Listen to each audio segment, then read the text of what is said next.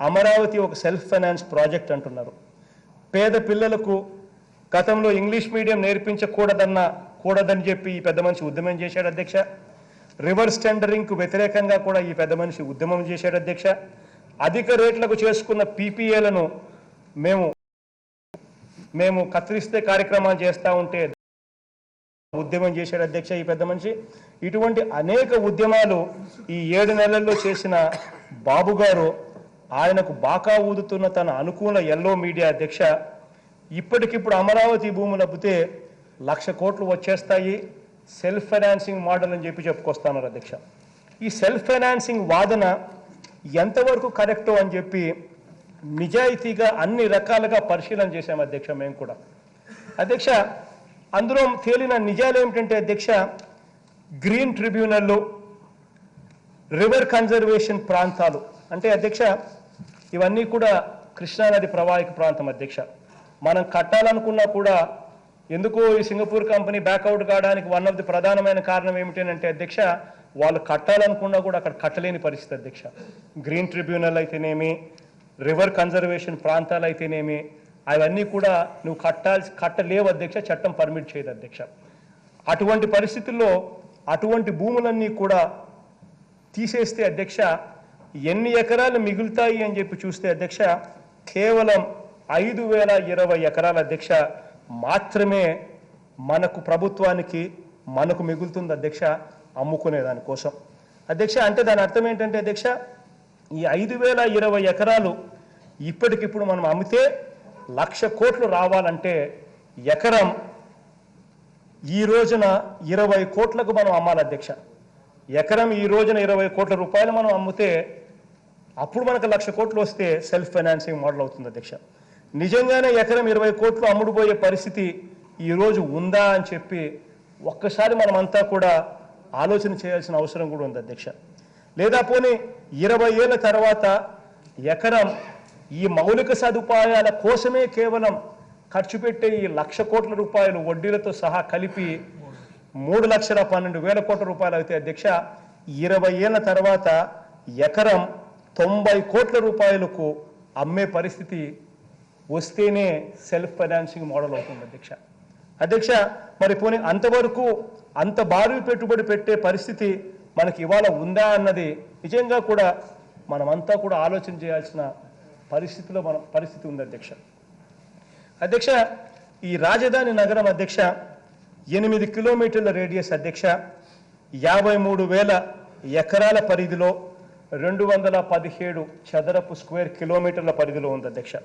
అధ్యక్ష దీనికి ఈ కనీస సదుపాయాలకే 1,10,000 కోట్ల రూపాయలు 1,09,000 కోట్ల రూపాయలు పెట్టగలిగే ఆర్థిక పరిస్థితి మనకుందా అంటే అధ్యక్ష రాష్ట్రం ఏర్పడిన నాటి నుంచి అధ్యక్ష 2014 వరకు అప్పు 96,000 కోట్లు ఉంటే అధ్యక్ష 2014 నుంచి 2019 మధ్య బాబు గారి దోపిడీ పుణ్యమా అని చెప్పి మరో 1,50,000 కోట్లు అప్పు పెరిగింది అధ్యక్ష. ఈ లెక్కన అధ్యక్ష 2,57,000 కోట్ల రూపాయల అప్పులతో మా పరిపాలన ప్రారంభించాం అధ్యక్ష. ఇవి కాక కార్పొరేషన్ల పేరిట ఆయన చేసిన అప్పులు మరో 57,000 కోట్లు ఉన్నాయి అధ్యక్ష. ఆయన ప్రభుత్వం చెల్లించాల్సిన బకాయిలు అధ్యక్ష ఆయన బకాయిలుగా పెట్టిపోయినటివి మీరు కట్టండి అని చెప్పి మా మీద వదిలేసిపోయినటివి అక్షరాల 39,423 కోట్ల రూపాయల అధ్యక్ష. ఇది రాష్ట్ర ఆర్థిక పరిస్థితి అధ్యక్ష.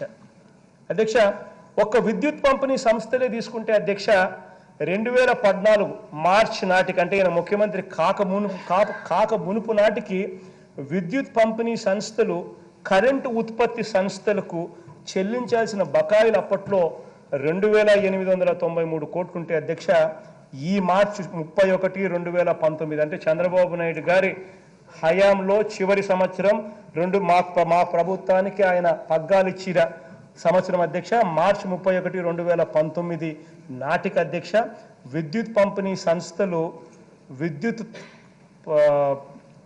విద్యుత్ కరెంటు ఉత్పత్తి సంస్థలకు ఇవ్వాల్సిన బకాయిల అధ్యక్ష ఎంత అని చూస్తే 21,540 కోట్ల రూపాయలు బకాయిలు పెట్టిపోయారు అధ్యక్ష ఈ పెద్ద మంచి చంద్రబాబు నాయుడు గారు.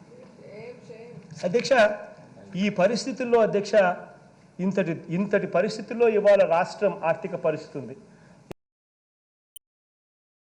ఇంత అన్యాయంగా ఉంది కాబట్టి నేను ఏమీ చేయలేను అని చెప్పి నేను ప్రజలకు ఏ రోజు కూడా ఎగరగొట్టాలి, నేను చెప్పిన మాటలను ఎగరగొట్టాలి అని చెప్పి ఏ రోజు ఆలోచన కూడా చేయలేదు అధ్యక్ష. ఎన్ని బాధలున్నా కూడా ఆ బాధలు మేము తీసుకున్నాం.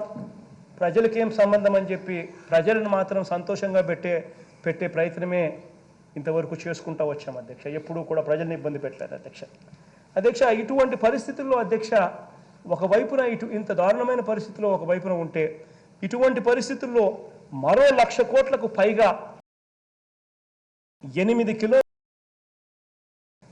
కిలోమీటర్ల రేడియస్ పరిధిలో రాజధాని అని చెప్పి పేరు చెప్పి ఖర్చు పెట్టే పరిస్థితి ఇవాళ ఉందా అని చెప్పి ఒక్కసారి మనం అంతా కూడా ఆలోచన చేయాల్సిన అవసరమైతే ఉంది అధ్యక్ష. పోనీ కింద మీద పడి ఒకవేళ మనం ఈ 1,00,000 కోట్ల రూపాయలకు సంబంధించి తెచ్చినా కూడా మనం దేన్ని పనంగా పెట్టాలని కూడా మనమంతా కూడా ఇంట్రోస్పెక్ట్ చేసుకోవాలి అధ్యక్ష. మనమంతా కూడా మన మనస్సాక్షిని కూడా అడగాల్సిన అవసరం కూడా ఉంది అధ్యక్ష. ఒకసారి గమనించినట్లయితే అధ్యక్ష, కృష్ణా పరిస్థితి మనమంతా కూడా చూస్తూ ఉన్నాం. చూస్తే అధ్యక్ష, కృష్ణాలో పరిస్థితి చూస్తే నానాటికి దయనీయమైన పరిస్థితిలోకి కృష్ణా పరిస్థితి ఉంది అధ్యక్ష.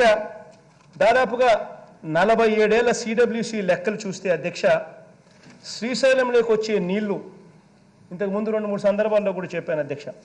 దాదాపుగా శ్రీశైలంలోకి వచ్చే నీళ్ళే అధ్యక్ష 47 ఏళ్ల సిడబ్ల్యూసి రికార్డుల ప్రకారం 1200 టీఎంసీలు అయితే అధ్యక్ష, గత 10 ఏళ్ల సిడబ్ల్యూసి రికార్డులు తిరిగేస్తే ఆ శ్రీశైలంలోకి వచ్చే నీళ్లు, కృష్ణా నీళ్లు ఏకంగా తగ్గిపోయి 600 టీఎంసీలకు తగ్గిపోయిన పరిస్థితి.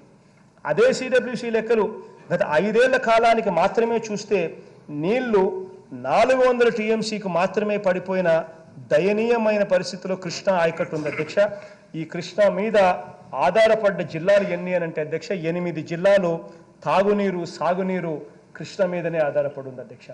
మొత్తం రాయలసీమ, ప్రకాశం, నెల్లూరు, కృష్ణా, గుంటూరు మొత్తం కూడా ఇదే కృష్ణా జలాల మీద ఆధారపడి ఉన్న పరిస్థితి అధ్యక్ష. ఇటువంటి 8 జిల్లాలకు కనీసం వ్యవసాయం అన్నా కూడా డోకా లేకుండా ఇవ్వాలి, సాగునీరు, తాగునీరు అన్నా కూడా కనీసం డోకా లేకుండా కనీసం ఇవ్వగలిగే పరిస్థితి ఉండాలి అని అంటే 3000 టీఎంసీలు గోదావరి నది సముద్రంలోకి కలిసిపోతా ఉంది సంవత్సరం.